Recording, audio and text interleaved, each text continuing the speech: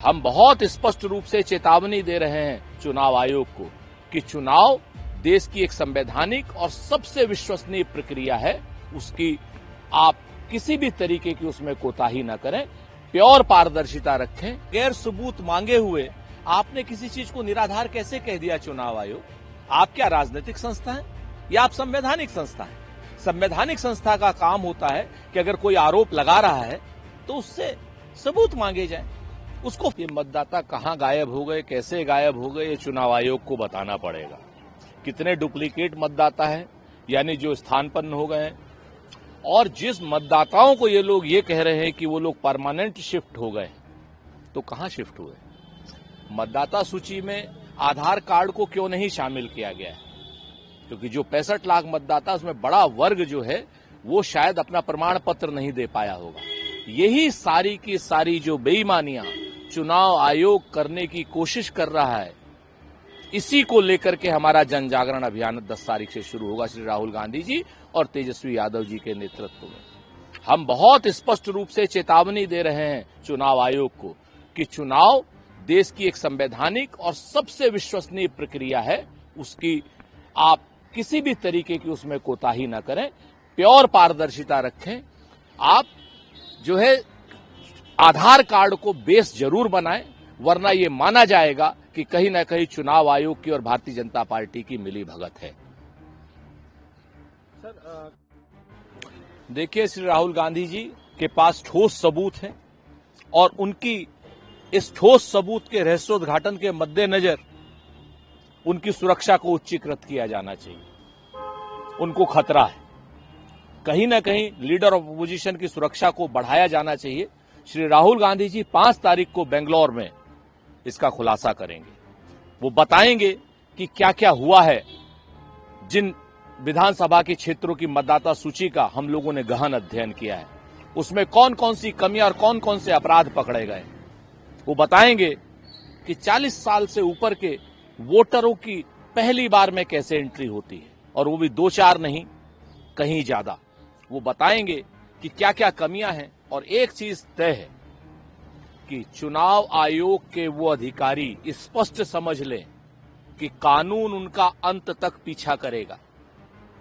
ये एक बहुत बड़ा खुलासा होने जा रहा है, और इस खुलासे के मद्देनजर मैं फिर से कहता हूं कि राहुल गांधी जी की सुरक्षा को बढ़ाया जाना चाहिए। बगैर सबूत लिए हुए, बगैर सबूत मांगे हुए आपने किसी चीज को निराधार कैसे कह दिया चुनाव आयोग? आप क्या राजनीतिक संस्था है या आप संवैधानिक संस्था है? संवैधानिक संस्था का काम होता है कि अगर कोई आरोप लगा रहा है तो उससे सबूत मांगे जाए। उसको फेक आप ऐसे कैसे कह रहे हैं, मिसलीडिंग कैसे कह रहे हैं? इन सारी बातों से स्पष्ट हो रहा है कि चुनाव आयोग में बैठे कतिपय कुछ अधिकारी घबराए हुए हैं, बौराए हुए हैं, और कहीं ना कहीं अब सत्ता का भी समर्थन संविधान के सामने किसी को नहीं मिलेगा। इस चीज को ध्यान रख लें, और पहले सबूत मांगना चाहिए चुनाव आयोग को, क्योंकि चुनाव आयोग स्वतंत्र संवैधानिक संस्था है, राजनीतिक संस्था नहीं है। राजनीतिक संस्थाओं में आरोप प्रत्यारोप चलते हैं, लेकिन संवैधानिक संस्थाएं कानून सम्मत और सबूत सम्मत काम करती हैं।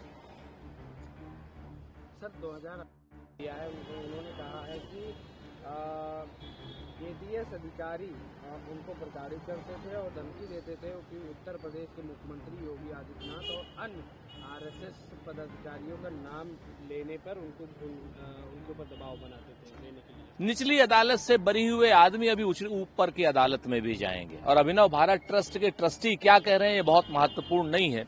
महत्वपूर्ण ये है कि कानून में लचर पैरवी क्यों हुई। महत्वपूर्ण यह है कि कानून में इस तरीके की लचर पैरवी हुई है, और महाराष्ट्र की सरकार ने एक लचर पैरवी और की थी ट्रेन ब्लास्ट के मामले में, उसके भी सारे आरोपी छूट गए थे। तो जिस तरीके से उनके खिलाफ सरकार सुप्रीम कोर्ट में गई है, महाराष्ट्र की सरकार, उसी तरीके से मालेगांव ब्लास्ट के आरोपियों के खिलाफ भी सरकार उच्च कोर्ट में जाए, ताकि दूध का दूध और पानी का पानी हो सके।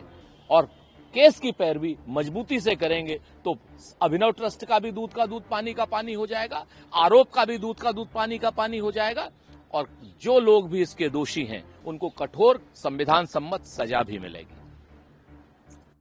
फैसले में विशेष अदालत ने कहा कि एसटीएफ अधिकारियों द्वारा जो अधिकारियों पे जो आरोप लगाए गए उसके कोई सबूत नहीं। बड़ी साफ सी बात है, अगर एसटीएफ अधिकारियों के ऊपर जो आरोप लगाए हैं तो स्पष्ट होता है कि प्रज्ञा सिंह ठाकुर जो है मूल रूप से कहीं ना कहीं राजनीतिक आरोप लगा रही हैं और अपने आप को राजनीति में ध्यानाकर्षण करने की बात कर रही हैं।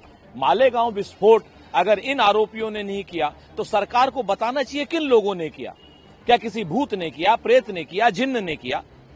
आरोप आप बरी तो कर रहे हैं, लेकिन इसका मतलब यह है कि सरकार की एजेंसियां क्या दबाव में काम कर रही हैं? सरकार की एजेंसियों के पास सबूत नहीं है या सरकार की एजेंसियों के पास कोई प्रमाण नहीं है? हेमंत करकरे जैसे लोगों ने इस चीज का वो किया है, खुलासा किया था, जो शहीद हो गए हैं। सरकार की लचर पैरवी है और सरकार को अब चाहिए कि जिस तरीके से ट्रेन ब्लास्ट के मामले में वो लोग उच्च अदालत में गए, उसी तरीके से मालेगांव ब्लास्ट के मामले में भी उच्च अदालत पे जाएं और दोषियों को कहीं ना कहीं दंड दिलाएं। सर, पूर्व जेडीएस सांसद अब उसको कोर्ट ने भी दोष आरोपित कर दिया है। क्या यही भारतीय जनता पार्टी का और उनके साथियों का चाल चरित्र चेहरा है? क्या ऐसे ही लोगों के लिए प्रधानमंत्री जी वोट मांगते हैं? क्या ऐसे लोगों के साथ से प्रधानमंत्री जी अपनी सरकार बनाते हैं और चलाते हैं? ये बात भारतीय जनता पार्टी को बतानी चाहिए। सर, अमेरिका के राष्ट्रपति डोनाल्ड ट्रंप ने भारत पर 25% का टैरिफ लगाया और साथ ही साथ बताया जा रहा है कि रूस से जो तेल खरीदने पर कहीं न कहीं जो है दबाव बनाया जा रहा है कि उससे तेल न खरीदे। और वहीं जो डोनाल्ड ट्रंप का जो बयान आया है कि हम पाकिस्तान की मदद करेंगे तेल आयात के लिए, तो इस बयान को आप कैसे देखते हैं? टैरिफ जो लगाया गया उसको आप कैसे देखते हैं? देखिए, जिस तरीके से नरेंद्र मोदी जी की सरकार अमेरिका के धमकी में आ गई है और उसने रूस से तेल खरीदना बंद कर दिया है, ईरान से तेल खरीदना बंद कर दिया है, ये नरेंद्र सरेंडर वाली पॉलिसी का एक हिस्सा दिखाई देता है। क्या अब अमेरिका तय करेगा कि भारत सरकार किससे साबुन खरीदेगी, किससे तेल खरीदेगी, किससे मंजन खरीदेगी? ये अमेरिका तय करेगा या भारत की सरकार तय करेगी? भारत का दोस्त कौन होगा, दुश्मन होगा, कौन होगा, ये अमेरिका तय करेगा या भारत की सरकार तय करेगी?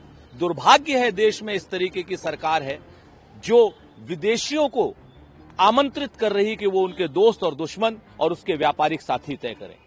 भारत सरकार का ये फैसला अमेरिका की धमकी के बाद बड़ा स्पष्ट करता है कि कहीं ना कहीं सीज फायर में भी कोई ना कोई डोनाल्ड ट्रंप का रोल रहा होगा।